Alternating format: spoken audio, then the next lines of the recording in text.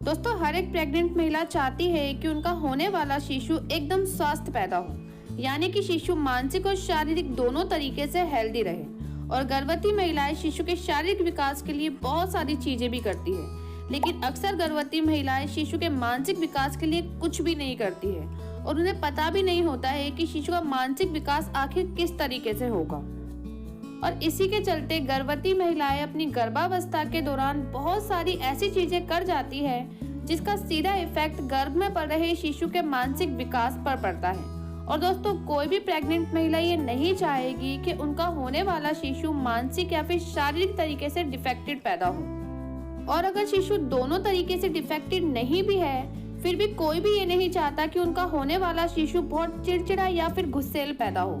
और अगर शिशु बहुत ज्यादा गुस्सैल या फिर चिड़चिड़ा रहता है तो इसके पीछे भी गर्भवती महिलाओं की बहुत सारी गलतियां होती हैं। तो चलिए आज की इस वीडियो में हम जानते हैं कि गर्भवती महिलाओं की कौन सी गलतियों की वजह से शिशु चिड़चिड़ा और गुस्सैल पैदा होता है। तो चलिए बिना देरी के वीडियो को स्टार्ट करते हैं। लेकिन यदि आप इस चैनल पर नए हैं तो चैनल को सब्सक्राइब कीजिए, बेल आइकन को दबाइए ताकि आपको मेरी हर नई वीडियोस की जानकारी सबसे पहले मिले।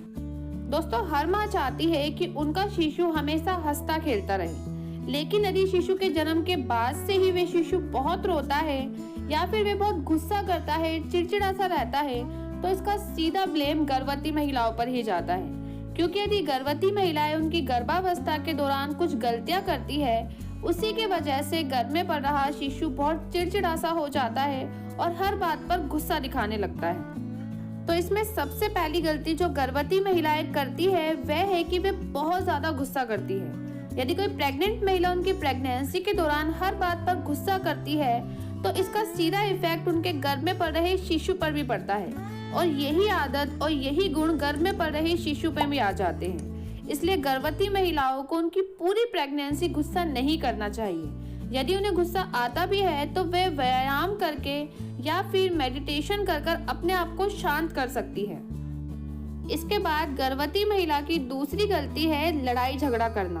यदि कोई गर्भवती महिला उनकी गर्भावस्था के दौरान लड़ाई झगड़ा करती है तो इससे भी गर्भ में पड़ रहा शिशु बहुत गुस्सैल और चिड़चिड़ा हो जाता है। क्योंकि दोस्तों, आपने ध्यान दिया होगा कि जब हम लड़ते हैं तो उस वक्त हम बहुत ज्यादा गुस्से में रहते हैं और हम बहुत अधिक चिड़चिड़े हो जाते हैं।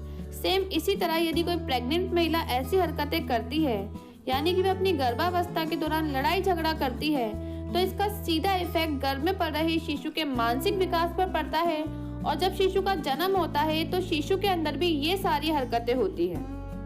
और तीसरी गलती है तनाव में रहना। दोस्तों, अक्सर देखा गया है कि प्रेग्नेंट महिलाएं उनकी प्रेगनेंसी के दौरान बहुत ज्यादा तनाव में रहने लगती है।